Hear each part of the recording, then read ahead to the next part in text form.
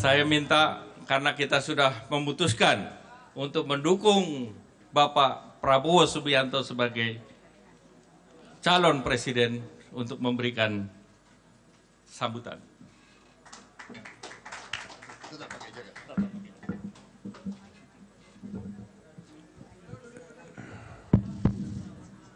Para hadirin dipersilakan duduk kembali.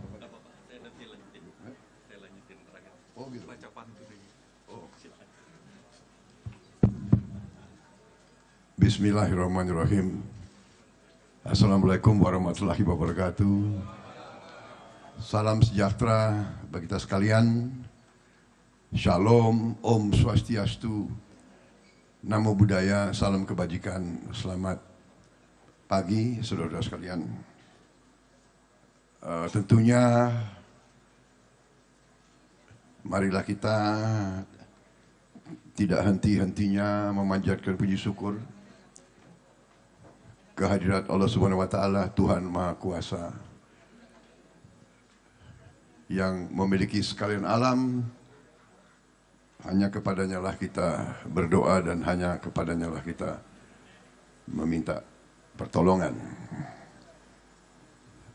Salawat dan salam kita aturkan ke hadirat junjungan kita Baginda Nabi besar Muhammad Rasulullah Sallallahu Alaihi Wasallam yang telah memberi kepada kita agama dan peradaban. Saudara-saudara sekalian, hari ini saya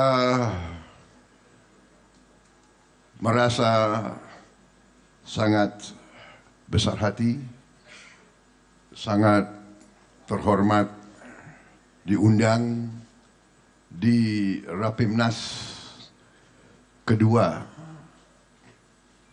Partai Golongan Karya tahun 2023, di mana Partai Golongan Karya yang terdiri dari begitu banyak tokoh-tokoh nasional yang luar biasa, yang saya kenal cukup lama. Saya sebut di sini tentunya Ketua Umum Partai Golkar sendiri, Bapak Erlangga Hartarto, rekan saya di kabinet sekarang, Kabinet Indonesia Maju, kabinetnya Pak Jokowi. Saya 4 tahun ini bekerja dari dekat sama beliau. Saya melihat prestasi beliau, saya melihat penampilan beliau di saat-saat kritis. Saya ini orangnya apa adanya, saya bukan tukang ngolor, tukang penjilat. Saya lihat beliau salah satu putra terbaik bangsa Indonesia. Beliau punya otak yang hebat, beliau teknokrat, beliau punya visi yang luar biasa. Dan sebetulnya saya sangat melihat betapa golongan karya dan Pak Erlangga sendiri berjiwa besar bahwa sesungguhnya golongan karya mengusulkan beliau sebagai calon presiden atau calon wakil presiden. Dan saya menilai beliau sesungguhnya pantas menjadi presiden atau wakil presiden.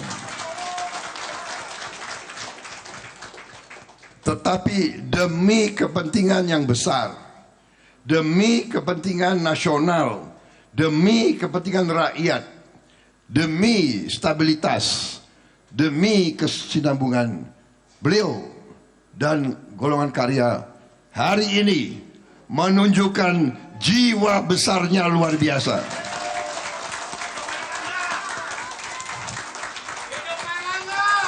Tidak berpikir golongan, tidak berpikir ego, tidak berpikir pribadi, berpikir kepentingan bangsa Indonesia.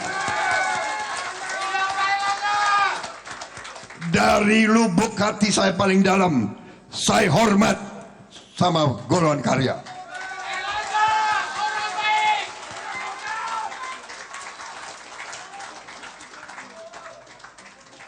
Dari lubuk hati saya paling dalam, inilah sifat patriotik golongan karya. Inilah negarawan Partai Golongan Karya.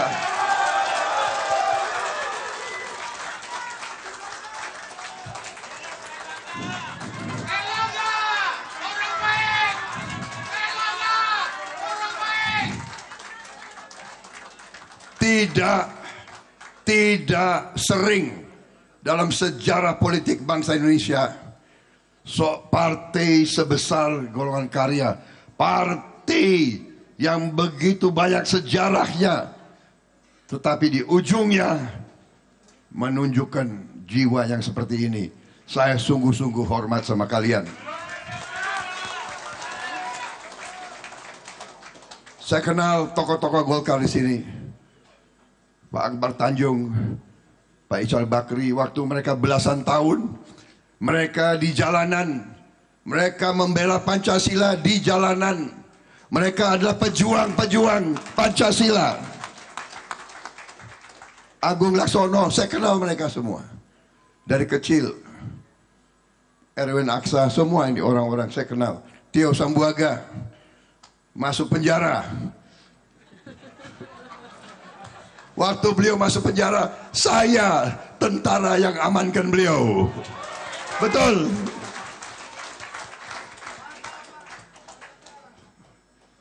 Ya demikian dulu ya.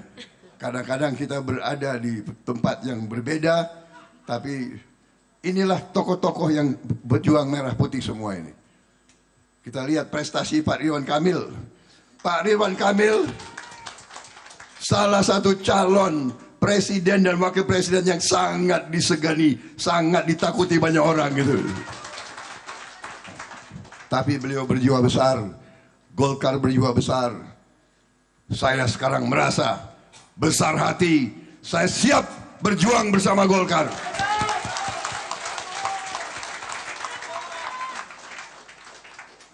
Jadi saya kira jangan saya terlalu panjang lebar ya begitu. Prabowo itu berbahaya dikasih mic sama podium. Tapi nggak ada kopi. Jadi saya hanya ingin mengatakan bahwa saya bangga, saya merasa besar hati. Memang Golkar ini wadah penempaan kepemimpinan politik yang luar biasa, ya kan? Yang luar biasa. Kalau saya lihat wajah-wajah tokoh-tokoh di sini, baik generasi saya dan generasi yang lebih muda, saya melihat di sini adalah kesinambungan, komitmen kepada kesinambungan. Kami adalah generasi yang suatu saat tidak lama lagi kami harus meninggalkan panggung. Tapi kami ingin meninggalkan panggung pada saat generasi penerus siap untuk tampil. Dan kapan yang disampaikan tadi oleh Pak Erlangga, kapan mau kita siapkan kalau kita tidak berani mengkaderkan anak-anak muda untuk tampil pada saatnya dibutuhkan. Tadi Ketua Umum Golkar menyebut Sultan Syahrir, Perdana Menteri usia 36 tahun. Ya. Orang tua saya sendiri waktu itu adalah pembantu asisten Perdana Menteri usia 28 tahun. Orang tua saya sendiri Menteri Keuangan usia 31 tahun. Panglima Besar Tentara Nasional Indonesia, waktu itu namanya masih Tentara Republik Indonesia, waktu Perang Kemerdekaan. Panglima Besar Jenderal Sudirman usia 29 tahun pada saat memimpin perang.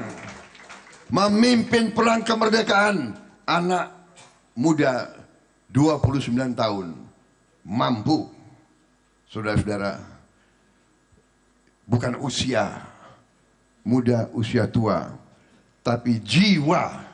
Apakah jiwa itu jiwa yang tulus, ikhlas, mau berbakti kepada negara dan bangsa atau tidak? Saya kira kuncinya itu. Saya anggap Partai Golkar partai yang berani. Partai yang berani mengambil sikap menghadapi segala persoalan, segala tantangan. Sekali lagi, saya bangga diberi dukungan oleh Partai Golongan Karya. Saya alumni Partai Golkar. Dan tadi saya berharap sebetulnya Mars Golkar dinyanyikan. Tapi kalau enggak, oh gitu.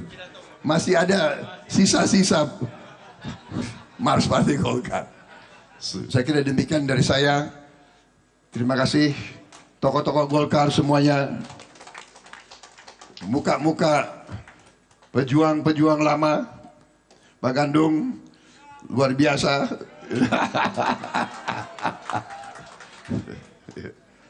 Semuanya ini saya lihat wajah-wajah pejuang, wajah-wajah pembela rakyat. Terima kasih. Sekali lagi terima kasih. Wassalamualaikum warahmatullahi wabarakatuh. Waalaikumsalam warahmatullahi wabarakatuh. Salam sejahtera bagi kita sekalian. Shalom. Om Santi Santi Santi Om. Namo Buddhaya. Merdeka! Merdeka! Terima kasih. Selamat berjuang.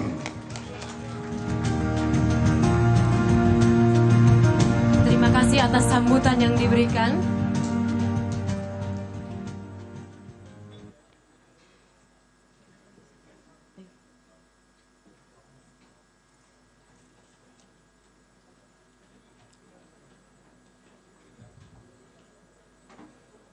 Jelajahi cara baru mendapatkan informasi. Download Metro TV Extend sekarang.